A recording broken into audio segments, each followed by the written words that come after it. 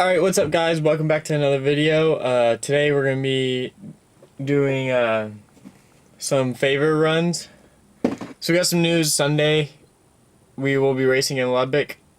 We won't make it Saturday for practice, so we're just going to show up Sunday and get my 3 laps in and be done. I'll probably just race College Boy and 450B, and that'll be pretty much it. So yeah, that's what we're doing. We're leaving tomorrow evening, which is Saturday. So when you guys are seeing this, we'll probably be getting ready to be on the road or be on the road already. So yeah, today we're making deliveries. I think it'd be pretty cool to do kind of a story time while I'm doing these deliveries. Over how my bikes ended up all kind of trashy. And so yeah, that's what we're going to be doing today. Second vlog 2. Hopefully the quality's a little bit better. I cleaned the lens because I know the first one was a little bit blurry, so I'm trying to do whatever I can right now with what I have. So let's get started. Alright, so we just got my second delivery of the night, the first one for the vlog. We're heading to Schlotzsky's for a sandwich for Emily. So we'll be on our way there. I guess I'll get started on how the bikes got all trashy. Alright, so this is how the beginning kind of goes down. So my girlfriend and I were looking for new tracks to ride, and a new kind of private track just opened up in Cisco, which is about 45 minutes away from us in Abilene. And so we decided to go check it out, and we went the first time, and the guy looked at my tire, and my tire was roached just because I didn't have the money to buy a new one yet. And he said he'd pay for one and everything would be cool, and I told him I'd throw a logo, like the track logo, on my bike just for getting me a tire, just to show kind of my appreciation for him getting me a tire. So we went out there again, like another weekend. I think it was the next weekend. He made some changes to the track, and we're out there again. And he told me that he was gonna mock up some graphics, and I was like, okay, then I can send the design to my graphic guy, and we'll get started. And he ended up just buying a whole nother set of graphics for my bike, and I was like, okay, like I tried being kind of cool about it, and was just like, all right, I'll kind of go with the flow here, and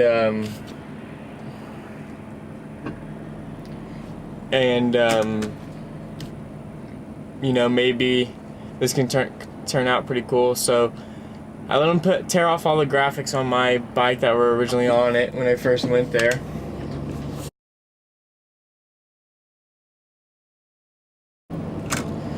He put some other ones on there. They were not my favorite. They were ugly as could be, and I was kind of disappointed in it. But I kind of just let it be. The guy was buying me tires and parts and stuff like that.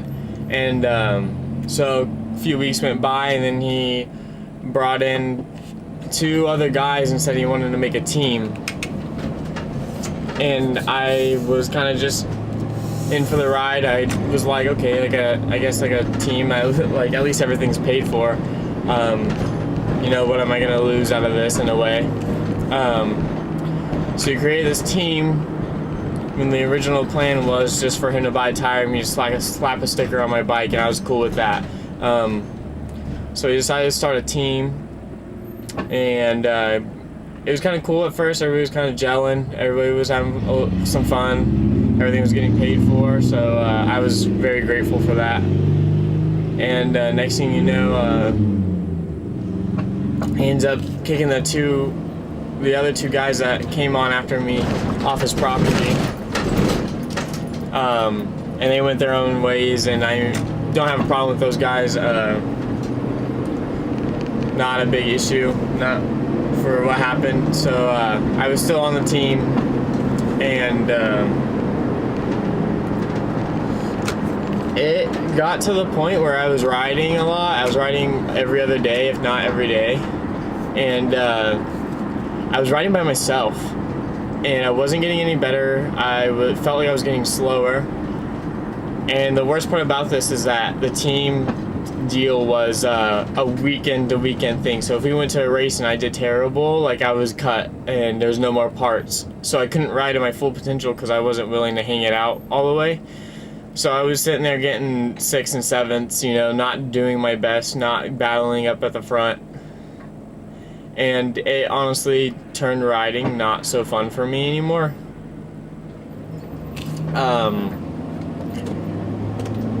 I actually ended up hating riding, like, for a second, and I love riding. I will love riding till the day I die. But he actually made me hate it. That's the first person that's ever made me actually hate riding my dirt bike.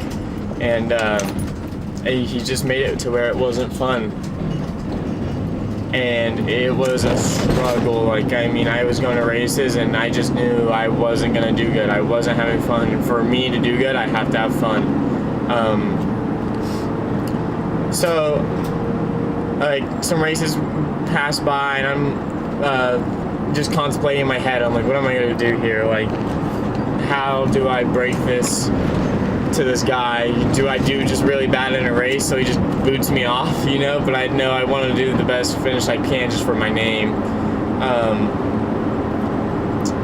But it turned out we went to Houston Futures for the Supercross, and I raced that, and I mean, I hated it. It was one of my biggest dreams to race in a stadium like that on a Supercross track. Granted, it was tamed.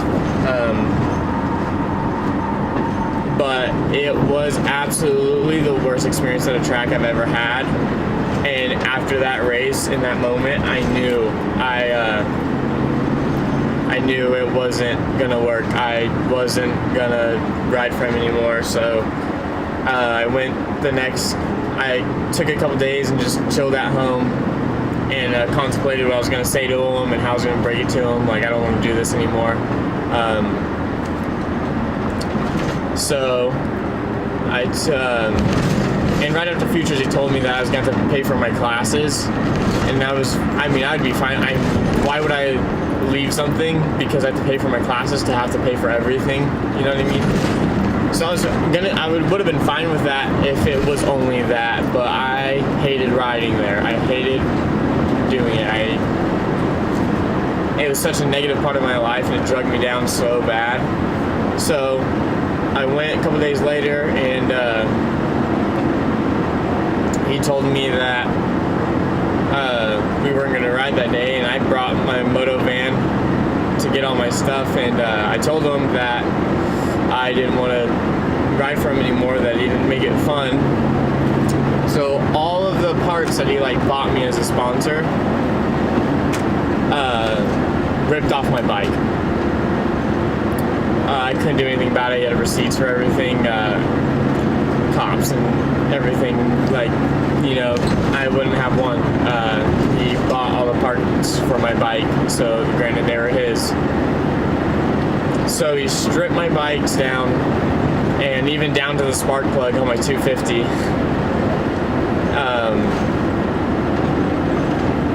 And it was wild. I mean, I sat there and I just my 450 had nothing to it. He wanted to take the bars and the clamps and everything, and I told him, I was like, how am I going to get it home if you take all that stuff? I can't load it up in the van without it.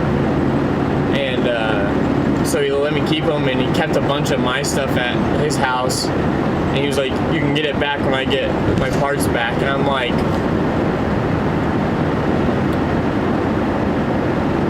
what? My dad just paid for the hotel that you were supposed to pay for Supercross. I mean, that should be enough to cover the points, because it was, I don't know, $200 for a hotel that night, just because of the fact that Supercross was happening and everybody knew it. All the hotels knew it, so they jacked up their prices, but we had to get one anyway. So I was like, that should cover all the parts. I mean, the only thing he left on my bike that was his was the bars and the clamps, and I could get a bars and clamps for $200, off of Motorsport or something. So yeah, he told me that, and I was fed up, so I left and I grabbed whatever I could that was mine. I didn't take anything that was his. Yeah, so my bikes were stripped down. I brought him back and there was just drama. I mean, he was just texting me and just saying like, your generation's a loser, like blah blah blah blah, and I was just like, kind of just, I thought it was like funny, so I just didn't block him or anything. I just kept everything. And God, I mean, I had some funny text messages from him, just saying like stupid crap. Just saying that I like self-claimed B rider, like I shouldn't even be in the B class. And I mean, it's just kind of funny, like AMA bumped me up, so I mean, I'm pretty sure it's supposed to be in the B class. So that was just kind of funny. And then he was just talking trash, and he had this track at his house, and he says, "Come ride then." And after he took all the parts off my bike, so I had no parts on my bike. He's like, "Come ride then." I'm like, "Yeah, with what parts?"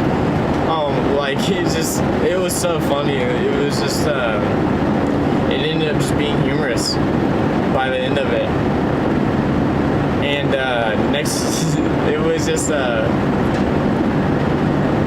so yeah, I had no parts on my bike. So I worried about my 450 first because there was a race coming up that I wanted to do.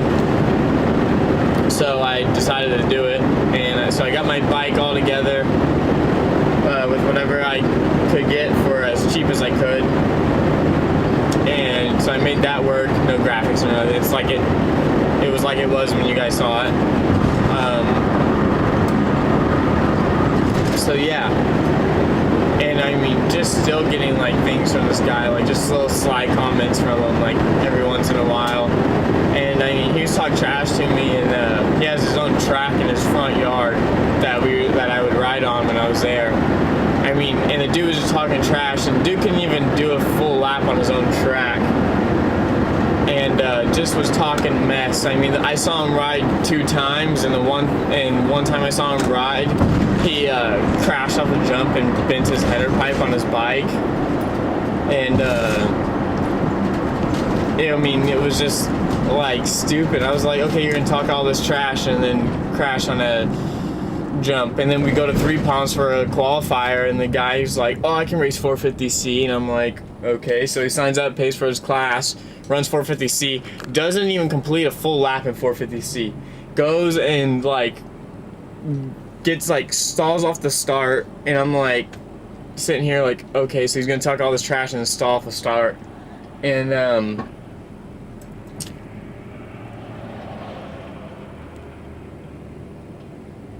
so yeah, he stalls off the start, and I'm like, okay, that's some BS. Like, you're gonna talk all this trash to me and stall off the start. And then he sits there and he's going. He gets lapped within his first lap. And I'm just like, you're really gonna sit here and talk trash to me about getting 6th in 450B, you know, when I'm not even riding my full potential because I can't, because of the fact that if I crash, I won't be getting stuff paid for. And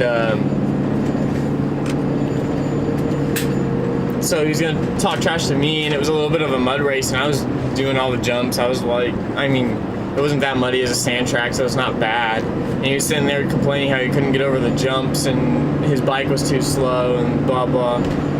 And I mean, just for this guy to talk trash to me, it was just the funniest thing ever. Just, he had nothing.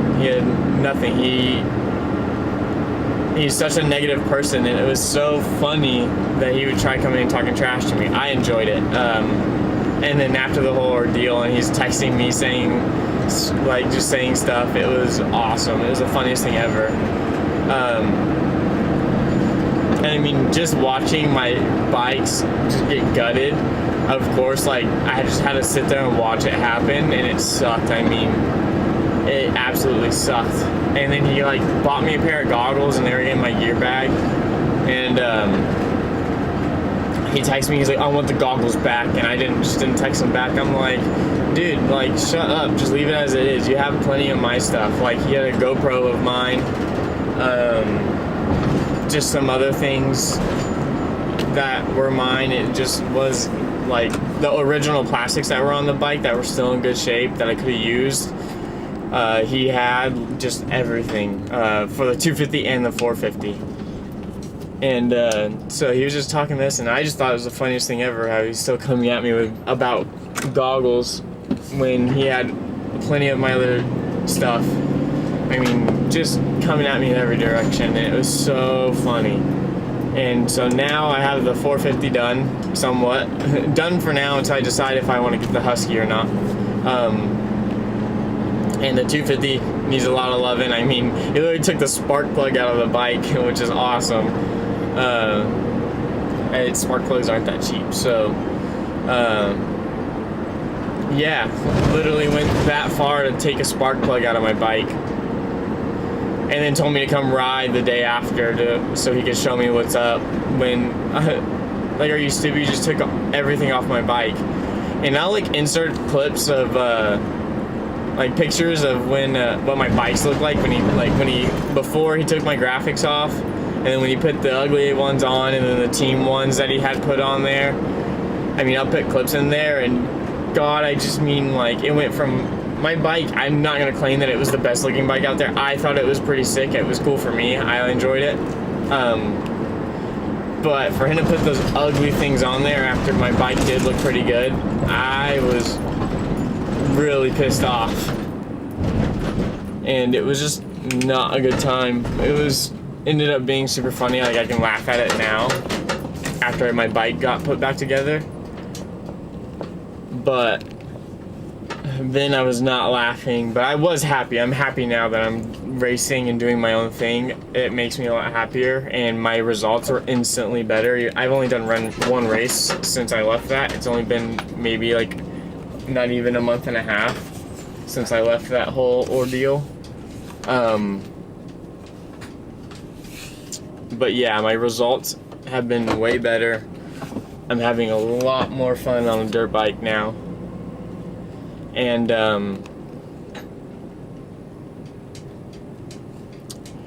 I guess we'll see Lubbock this weekend. I gotta get the bike ready tomorrow. So, and the van ready, so I'll go ahead and get that for the next video. I get to wash it and get all the grime off because my power washer broke. So I gotta go car wash, but yeah. We'll catch you guys in the next vlog. Vlog 2 is now over.